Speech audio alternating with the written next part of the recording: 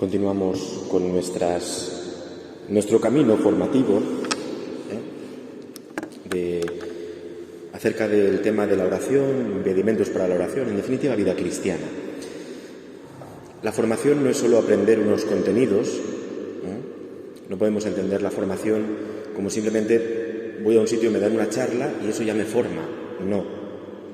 Me forma el contenido que yo recibo, voy a lo largo de mi vida, en todos los momentos del día, de la jornada, etcétera, voy intentando vivir, hacer, encarnar, entrañar aquello que he aprendido. Eso me forma, ¿de acuerdo? Eso es formarme, no es solo ir a una charla. A veces lo entendemos así, lo entendemos mal. No.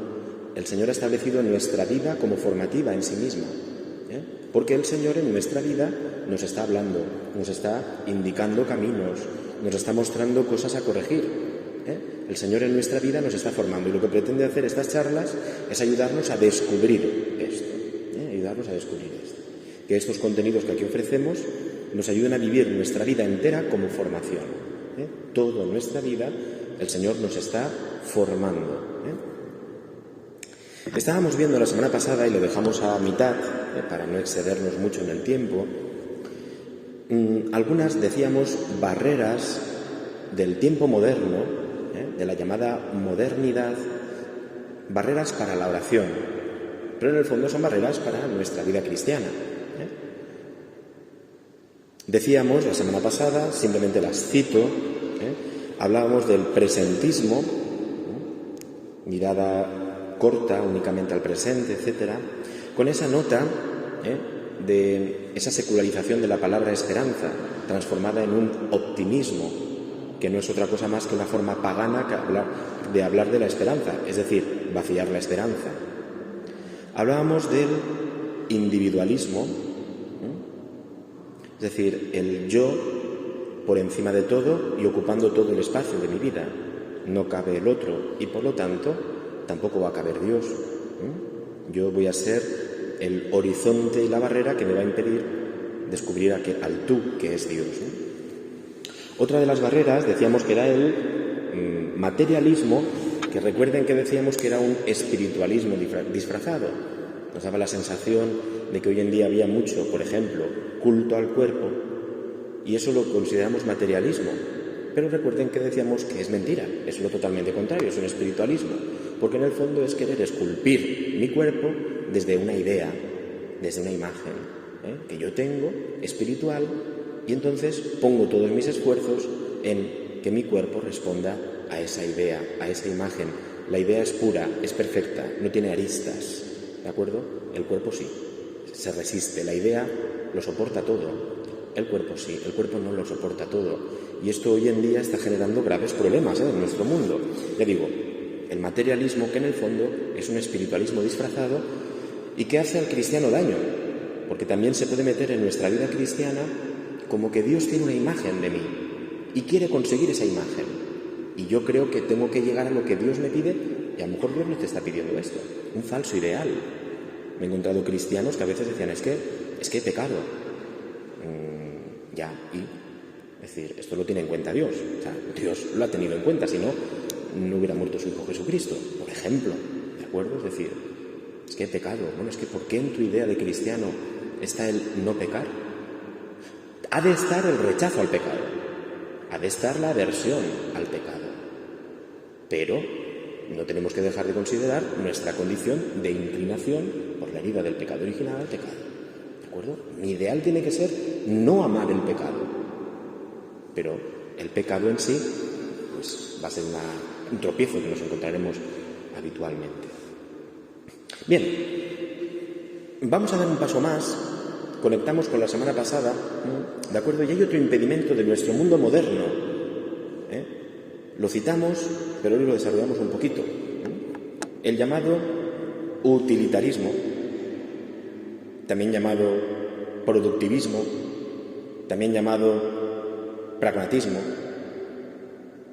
Es decir, solo merece la pena hacer algo que sea útil, que sea práctico, que sirva para algo.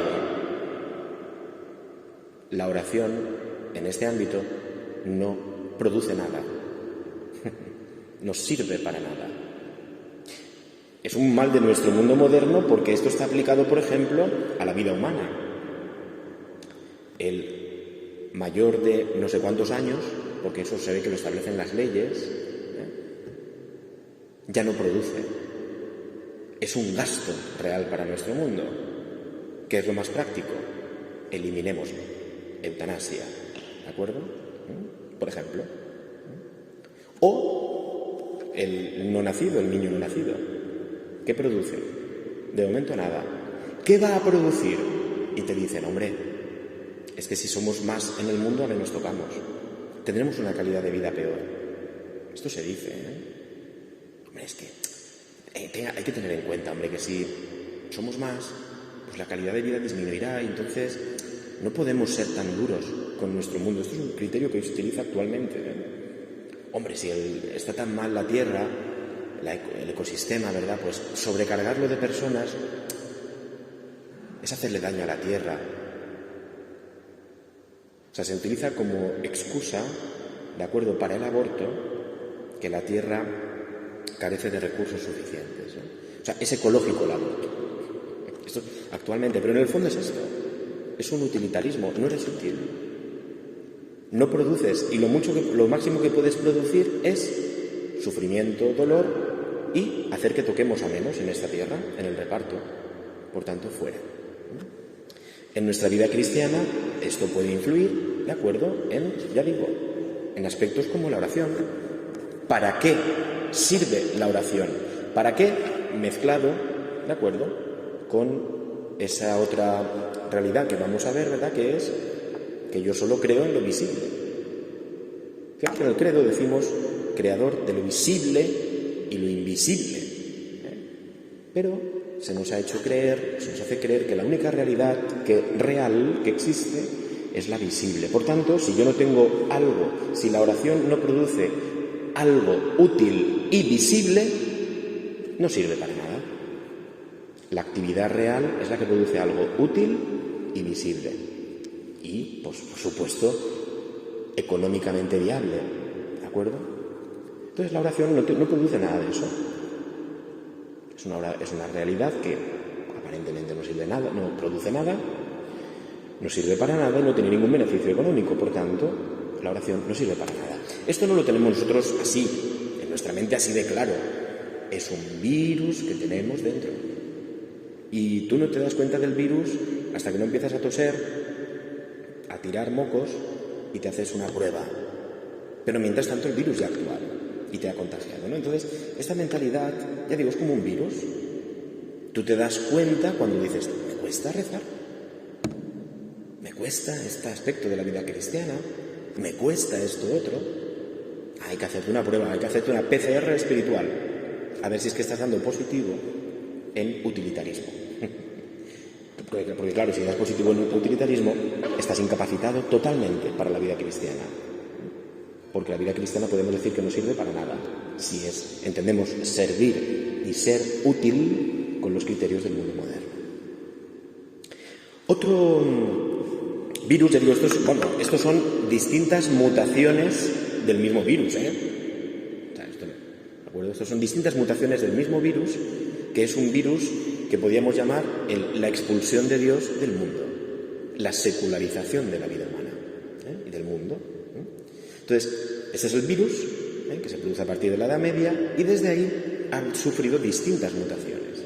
Esto es una pandemia que vivimos desde hace más de 8 siglos. O sea, más de 2 años o 3, 8 siglos. Se ha hecho ya endémica con el lenguaje actual. Otra mutación del mismo virus sería el llamado hedonismo. ¿Qué es el hedonismo? El hedonismo es que el bien que yo he de perseguir en mi vida, o el mayor bien que yo he de perseguir, aunque persiga otros bienes, siempre ha de ser el placer, el máximo placer posible. Claro, esto está en la educación, Esto está en la educación. Que el niño no sufra. Que mis hijos no sufran. Si tuviéramos que establecer tu proceso de madurez y el mío, los saltos de madurez están hechos a base de sufrimientos. Los saltos de tu madurez y de la mía están hechos a base de sufrimientos.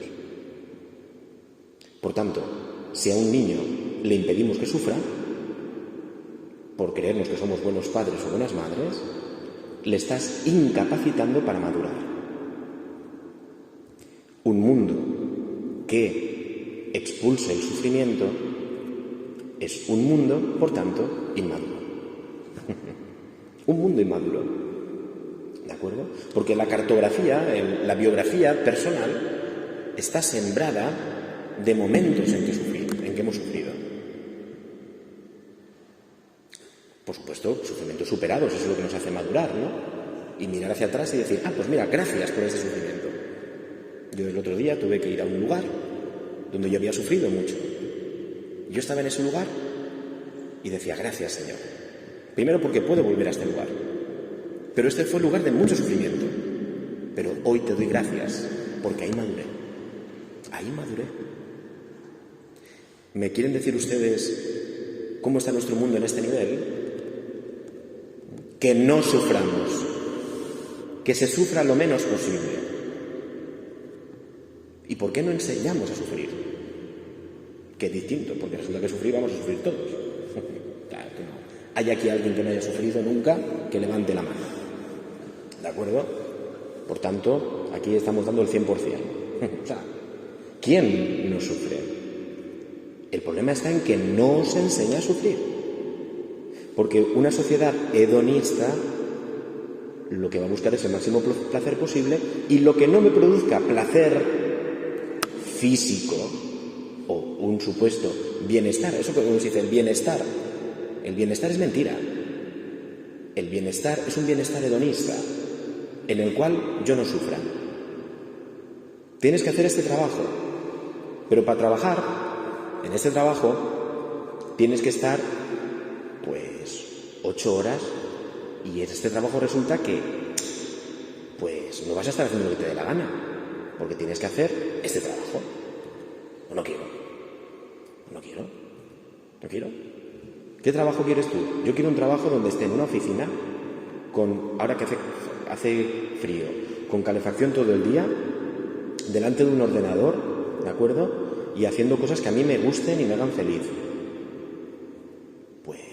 Hombre, bien, pero a veces no es así, ¿verdad?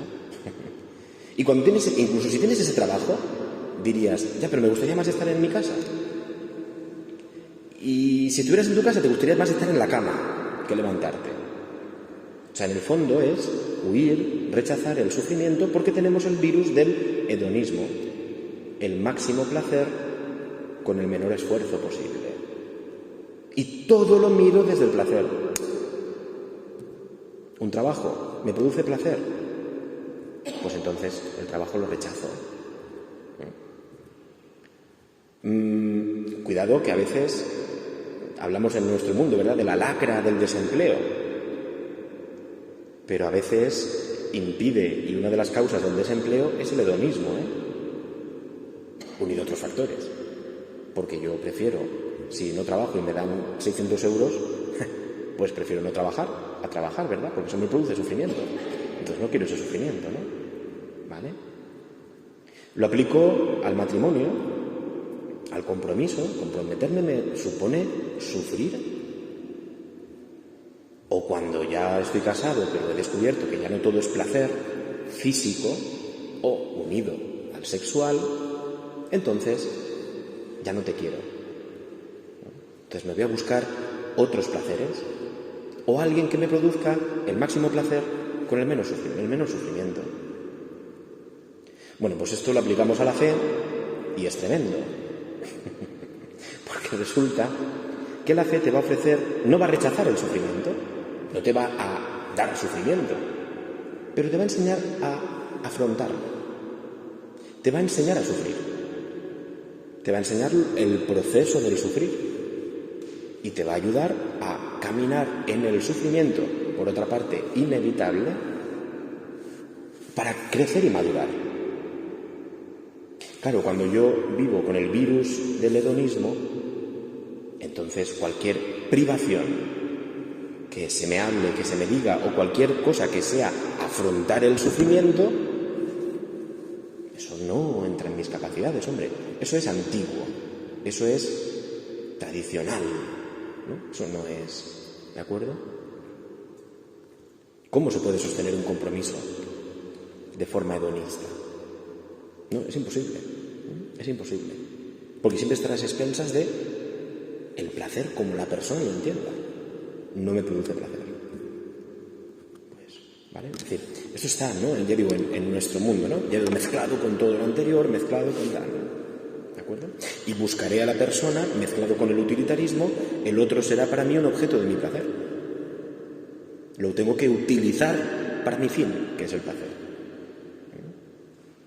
Mi felicidad es el placer y el otro es un medio para mi placer. ¿Vale?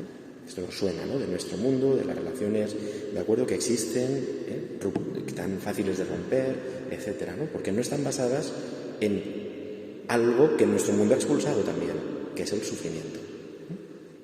Que por otra parte es una mentira porque no lo excluimos,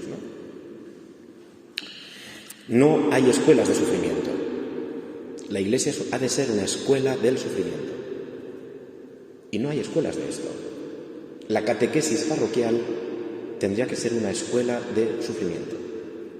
Porque entonces no engañaríamos a nadie. No digo que engañemos a nadie, pero plantearla en esta clave. Un gimnasio del sufrimiento humano. La escuela tendría que ser esto. Un laboratorio del sufrir. Para que cuando tú salgas fuera, estás entrenado. La escuela tendría que ser esto, pero que los niños aprendan hoy jugando, es decir, no sufriendo. Esto está, Los niños tienen que aprender jugando.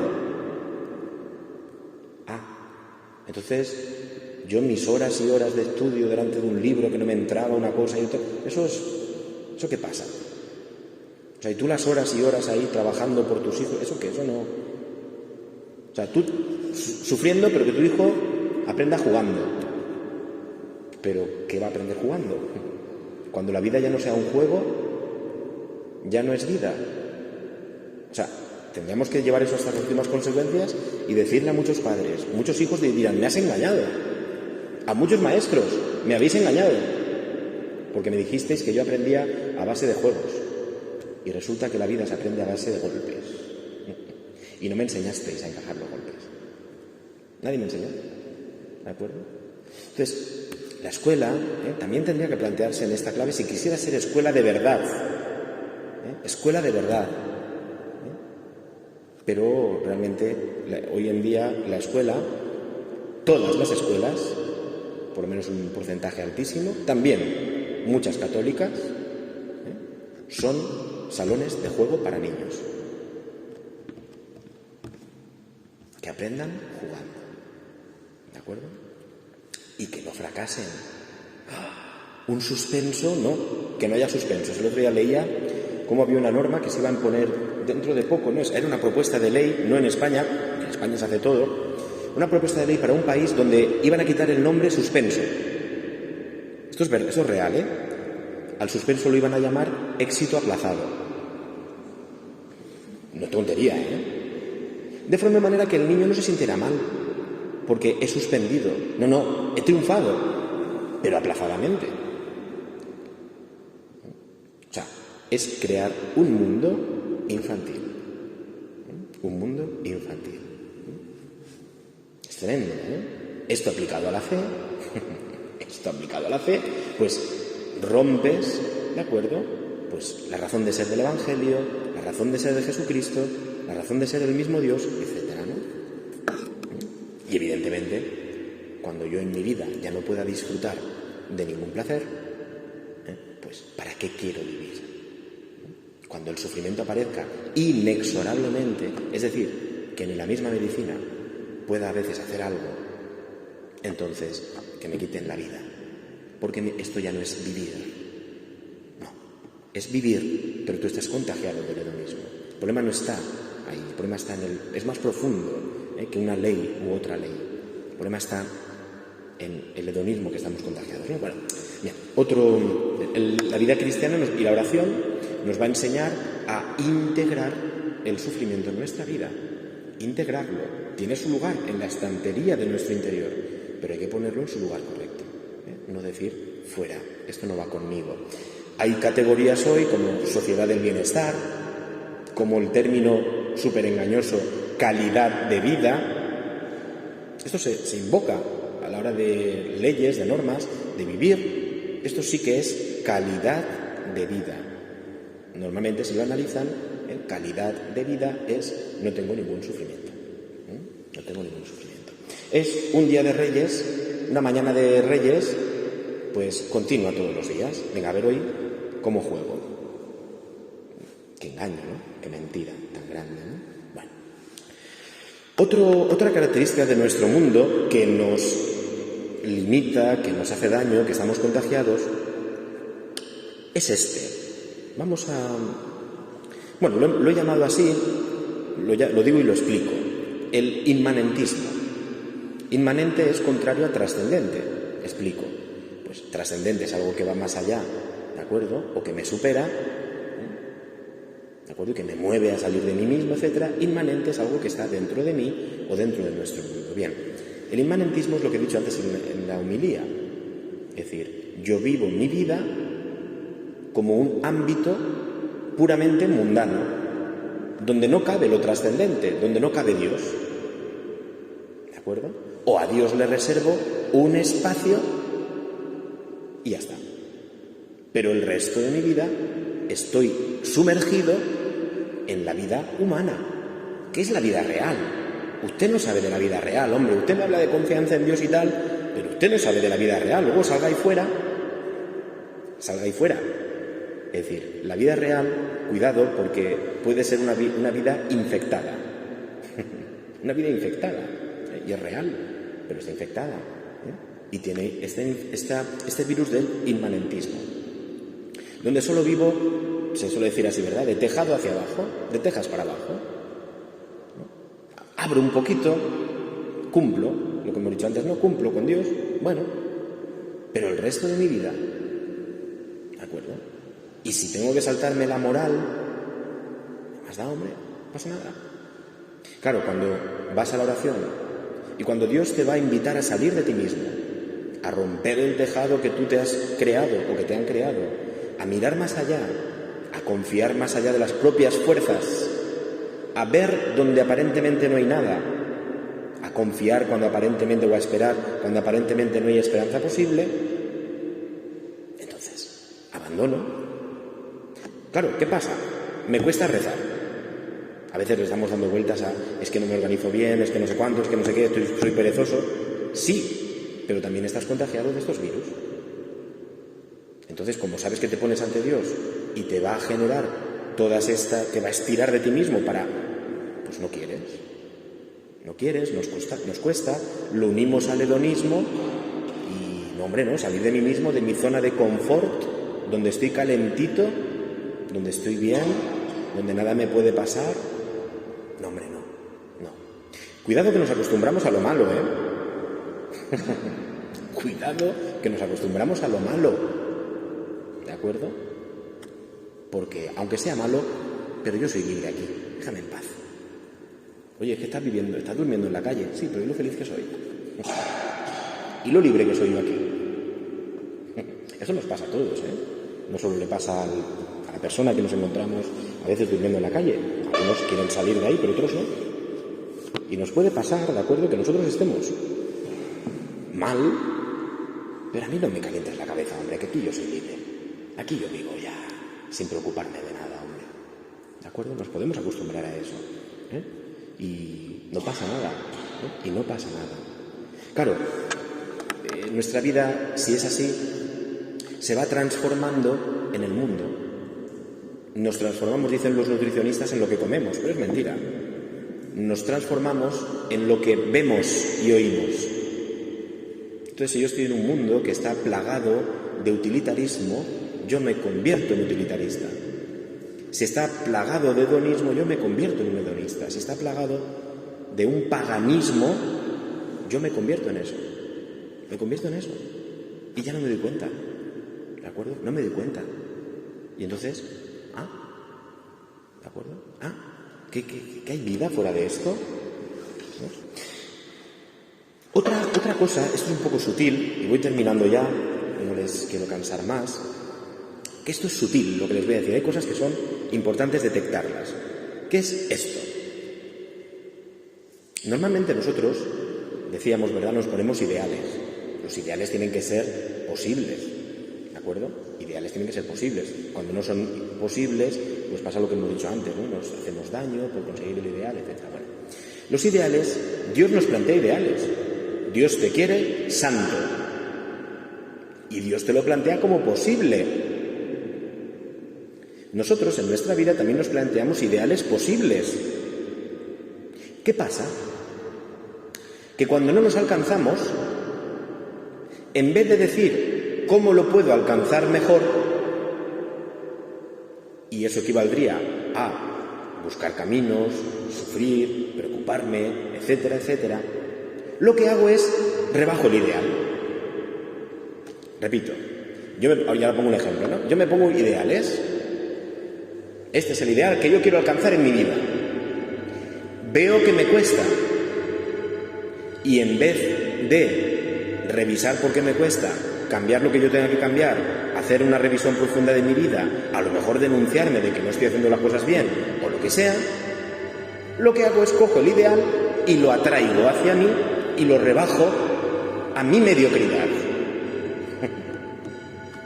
Por ejemplo, por Dios, que nadie se sienta atacado con esto. Es un ejemplo. Voy a poner un ejemplo del sacerdote, ¿vale? Así es más fácil, así nadie se siente mal. Del sacerdote propio, ¿vale? Del sacerdote. Yo me pongo el ideal de que tengo que ser un párroco, ¿de acuerdo?, disponible para todas las personas. Como Jesús, bla, bla, bla, bla. Perfecto. Un ideal, es posible, se puede realizar, lo ves en la vida de los grandes santos. Señor, me estás pidiendo esto. Ahora bien, cuando yo voy a la vida, me cuesta esto, me cuesta estar disponible para la persona que no me gusta escuchar, y para el pesado o para la pesada, y para el que siempre está con lo mismo, y para el que no. Y entonces Juan Miguel, en vez de decir, no, lo que tengo que hacer es, me da igual, tengo que estar ahí, y tengo que pasar eso aunque no me guste, porque por encima de esto está mi sacerdocio, etcétera. ¿Qué hago? Lo que yo me había planteado como ideal, lo rebajo. Y empiezo a poner justificaciones. Hombre, sí, pero, hombre, estar siempre disponible, pues hombre, tampoco a veces el sacerdote también tiene que hacer otras cosas y tiene que estar, ya está, ya he rebajado el ideal. ¿Para qué? Para que mi mediocridad no se note mucho.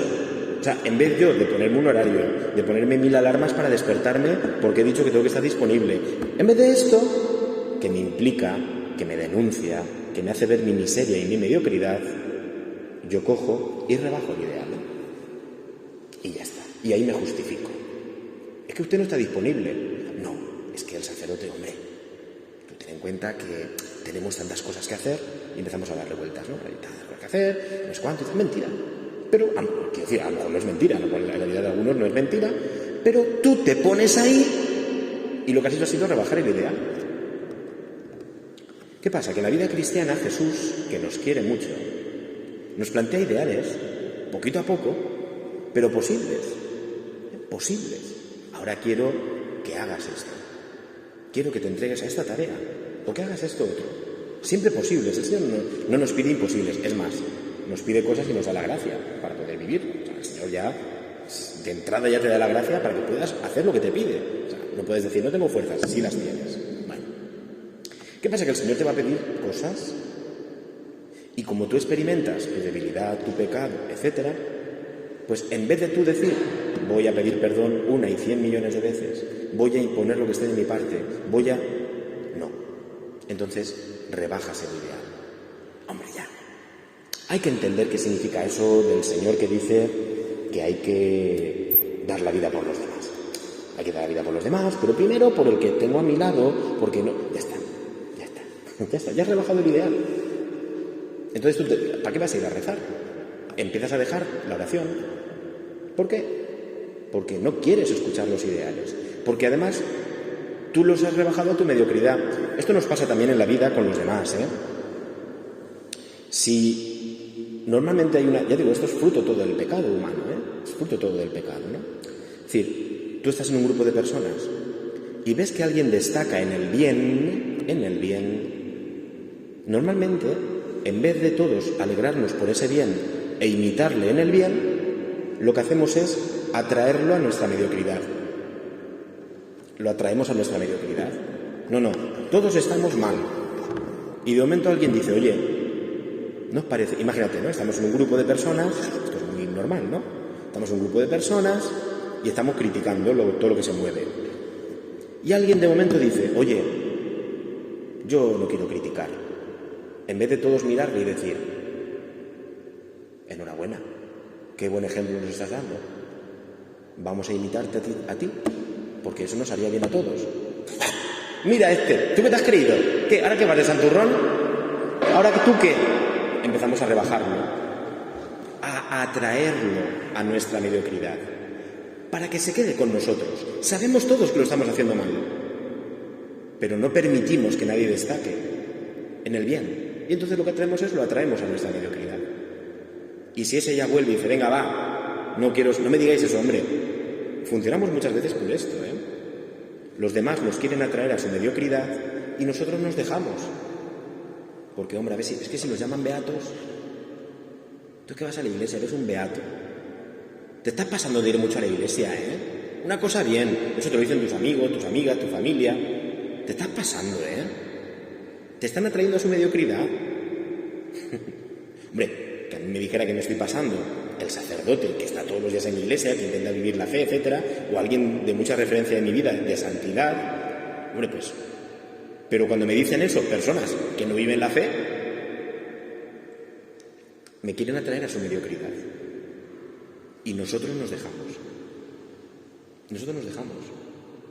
Ya digo, es un fenómeno extraño, producido por el pecado, por supuesto. Bueno, porque es una ruptura tremenda, ¿no? Pero claro, esto nos incapacita para la vida cristiana. Porque como uno quiere dar un salto de algo, es que no le dejan. Hablo también como sacerdote, ¿eh? Hablo como sacerdote.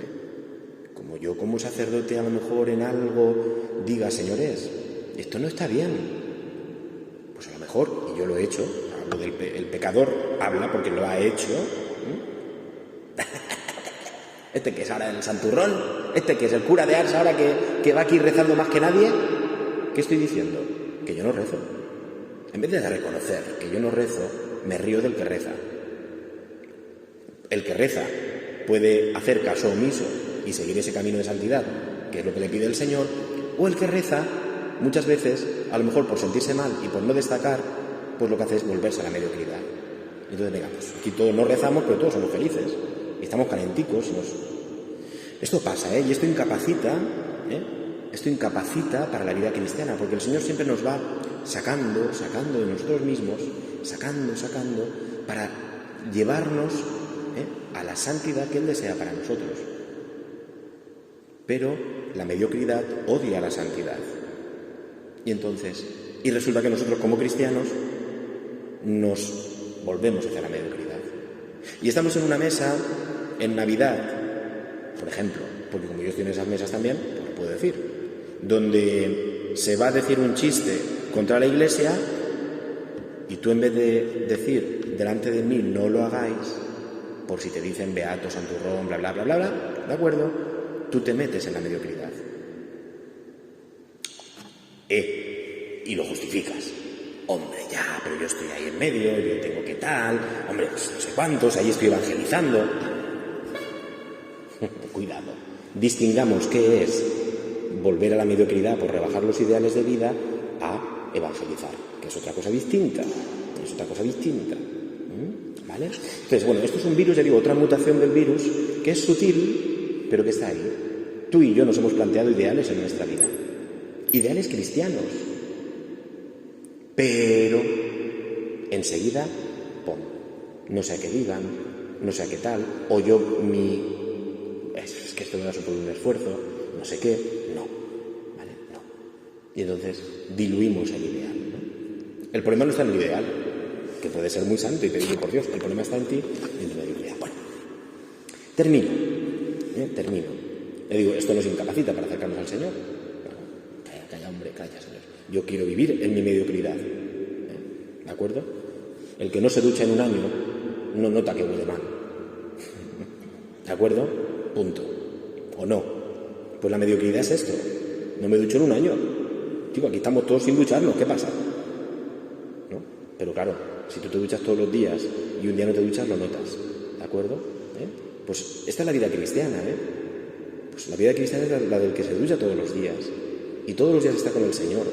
Y todos los días quiere vencer el pecado. Y todos los días quiere ser como Dios quiere. Y cuando no lo hace, reconoce su miseria ante Dios. Señor, así, pecador me concibió mi madre, dice el Salmo. Pues Señor, tengo que ir a tu misericordia. Pero tu misericordia no me humilla. Me humillan los otros. Tu misericordia, Señor, nunca es humillante. Tu misericordia me perdona y me devuelve al camino del ideal. La humillación es de los otros, ¿de acuerdo? Que me dicen, se meten conmigo y yo por miedo a eso sí. Pero Dios no es así. Dios no me humilla. Dios me perdona y me levanta, ¿de acuerdo? Bien, y por último, bueno, vamos a dejarlo aquí, no vamos a darle más vueltas. Yo creo que nos puede servir lo que hemos dicho, ¿no? Lo que hemos dicho en nuestro día. Ya digo, terminamos con esto, no damos más vueltas. Sería, ya digo, ¿no?, una mutación de un único virus, que en el fondo es un ateísmo encubierto, es expulsar a Dios de la vida, pero cuidado, expulsar a Dios de la vida, pero con la mentalidad del hijo pródigo, del que se cree que sin Dios y con solo sus fuerzas humanas, sus riquezas humanas, sean las que sean, él podrá vivir. El que se cree que él puede vivir lejos de Dios. ¿De acuerdo? Esta es la secularización, ¿no? Creer que puedo vivir sin Dios. Y así le pasa, ¿no?, al de la parábola del hijo pródigo. Nuestro mundo es un poco esa parábola. Hubo un momento en que estábamos con Dios, la humanidad, la civilización, la cultura, y de momento empieza a separarse de Dios, que no es malo que haya separación, ¿de acuerdo? Pero el problema sí que es cuando establece barreras y se independiza absolutamente. Entonces, la sociedad del mundo quiso independizarse totalmente de Dios. Esa separación, que es normal, separación Iglesia-Estado, está muy bien, pero eso no significa que Dios no esté presente en las cuestiones públicas. ¿De acuerdo? Dios está presente en toda la cuestión humana. Usted no se meta con la cuestión del aborto. Usted hable en la Iglesia, pero usted de esto no tiene que opinar. No. Es que Dios está presente en la vida y está presente en la vida humana. No me haga esa separación usted de lo público y lo privado, ¿no? Porque se quiere relegar a la religión a lo privado, que es lo que sería lo que ya no sirve para nada, ¿no? No. O sea, Dios tiene que ver con toda realidad humana, con toda realidad humana. Entonces, nosotros no permitamos que esto se genere en nuestro interior, que haya sectores de nuestra vida donde no entre Dios, ¿de acuerdo? Donde esté la caridad. Pero la caridad cuando a mí me apetezca, cuando a mí me produzca un fruto o cuando a mí me dé placer. Pero la caridad cuando a mí me implique salir de mí mismo o hacer algo por el otro, bueno, ahí ya, la caridad, en ese ámbito, Señor, no entres. La caridad muy bien cuando sea hablar de la caridad, pero cuando me rosque el bolsillo, Señor, ahí la caridad no entra. Ahí te pongo una barrerita, ahí no, ¿de acuerdo? O en mis afectos, o en mi moral, o en mi, sea lo que sea, ¿no? Es decir, aquí no entres. No es ámbito para ti. Les digo una máxima y termino. Donde no dejamos entrar a Dios, entran otros dioses. Donde no dejamos entrar a Dios, entran otros dioses.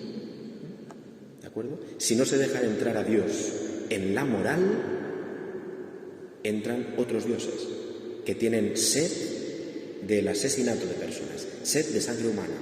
En este mundo, cuando se ha eliminado y no se deja entrar a Dios en la moral oficial, la de la ley, entonces entran otros dioses que hay que ofrecerles sacrificios humanos. Eso es el aborto, o la eutanasia. Ha entrado otro Dios, y no es un Dios de vida, sino un Dios de muerte. Y en los derechos supuestamente que se invocan, derechos de libertad, son derechos de muerte. No existe un derecho a la muerte. ¿De acuerdo? Esto se invoca. y está contagiado todo el mundo de esto, ¿vale? Son otros dioses, son otros dioses. Entonces, donde no dejamos entrar a Dios, tú dices, no, Dios que no entre en este ámbito de mi vida. No te preocupes, que otro ya ha entrado. Ya ha entrado. Dios que no entre en la vida de... ya ha entrado otro virus. Que no entre este, ha entrado otro. ¿De acuerdo? Pidamos al Señor, por tanto, que nos devuelva, que nos cure, que nos vacune contra todo ese tipo de virus, con vacunas efectivas. El Señor cada día nos está haciendo transfusiones de su propia sangre a nuestra sangre para curarnos. La transfusión de sangre de Cristo a nuestra alma es la Eucaristía, donde el Señor se hace consanguíneo, concorpóreo con nosotros y nos va renovando internamente. Una vida eucarística, no solo en el momento de la celebración, por supuesto, pero una vida llevada a que toda la sangre de Cristo que me ha sido dada alcance todos los aspectos de mi vida. ¿De acuerdo? Eso es la vida eucarística. Y entonces de esa forma estaré sano espiritualmente. Vamos a pedir al Señor que la sangre de Cristo circule por todos los ámbitos de mi vida, por todos los ámbitos de mi vida. Es su sangre salvadora, ¿de acuerdo? Con los anticuerpos frente a la muerte, frente al pecado, solo están en la sangre de Cristo, no están en otro más, ¿no? Que el Señor nos haga esa transfusión continua y que nosotros nos dejemos venir cada día a la transfusión o a la diálisis, ¿verdad?, de nuestras impurezas, que es Cristo Jesús. Solo en Él está la salvación de nuestra alma, Solo en Él está la salvación de los mediocres, solo en Él está la salvación de los paganos. No lo digo con desprecio, no lo digo con desprecio. Solo en Él está la salvación de esos hijos tuyos que te has conformado con que sean buenos. No, solo en Cristo está su verdadera salvación. Solo en Él está la salvación del sacerdocio, solo en Él y en ningún otro sitio, solo en su sangre redentora. Por tanto, pidámosle al Señor que nos haga capaces de vivir fuera de todos estos virus por su gran misericordia. Lo hacemos pidiéndole a la Madre de la Misericordia, aquella que la sangre de Cristo circuló por sus venas, ¿de acuerdo?, para darnos al Hijo de Dios hecho carne, al Verbo encarnado. Se lo pedimos a la Santísima Virgen, que ella nos proteja con la sangre de su Hijo Jesucristo, que también circula por sus venas, de todos los males que nos afligen. Dios te salve María, llena eres de gracia, el Señor es contigo. Bendita tú eres entre todas las mujeres, y bendito es el fruto de tu vientre, Jesús. Santa María, Madre de Dios, ruega por nosotros pecadores, ahora y en la hora de nuestra muerte. Amén. Buenas noches.